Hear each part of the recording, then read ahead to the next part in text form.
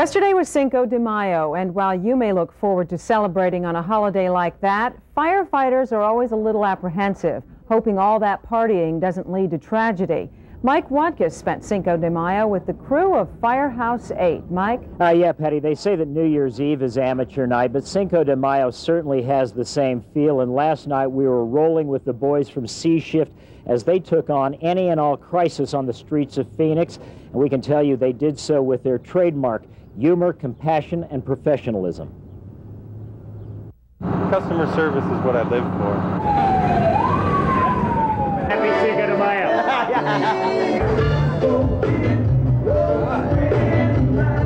There's potential to have some pretty wacky calls, that's for sure. How's this area of town? It's a crack wasteland down here. I think she's got an anterior dislocation. Yeah? At Firehouse number 8 for the busy boys of C Shift, the C standing for Cinco de Mayo last night. See some interesting things tonight. Fasten your seatbelts, it's going to be a bumpy night. I hope so. Indeed, Captain Tom Henry and his crew, firefighters Bobby Dubno, Dave Morrissey, and Andy Avila, all over the map in Engine 8 during their last 24-hour shift. From a raucous Cinco de Mayo street party near Patriot Square to the drug-infested combat zone south of the Capitol and on to a bad traffic accident on McDowell and 20th Street. Yeah. The 8-ball on a roll for another jumping and thumping night at the office. Amateur night. Yep, for everybody. Those are always busy for you guys, I bet. Oh, yeah.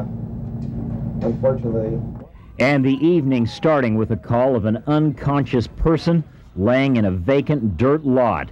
Turns out to be a transvestite who'd obviously started the Cinco de Mayo celebration a wee bit early. Always gentle, professional, and compassionate, the C Shifters get the man back on his feet. He wants no further treatment, and so it's time for a quick dinner in keeping with the Cinco de Mayo tradition. And then downtown for the big street party to be in position just in case they're needed. But the band war doesn't get through more than 2 or 3 golden oldies before we're back on the road. This time near the homeless shelter on 12th Avenue in Madison, looking for a man who'd reportedly been beaten. What are we looking for? Oh, somebody got beat up. A lot of people get beat up down here this time of night. This place is just awash in drugs down here. But in the end, no sign of the alleged beating victim, and suddenly another more pressing matter is being broadcast over the scanners. Come in to Engine 8. You got the patient in the back of rescue 17 waiting for you. Multiple injuries, including children from a bad accident on McDowell, and Captain Henry and his crew are there in a flash. And while Andy gives some much-needed TLC to the frightened children involved in the accident, Dave and Bobby assist a badly injured woman en route to Good Sam Hospital.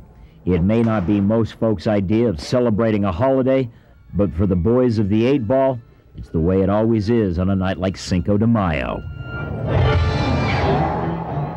Back to us live here at Fire Station 8. I don't know, Patty, I think I'm getting old, but it really wears me out with the hanging out with those guys on a night like last night. I came home and crashed on the couch here for about 3 hours.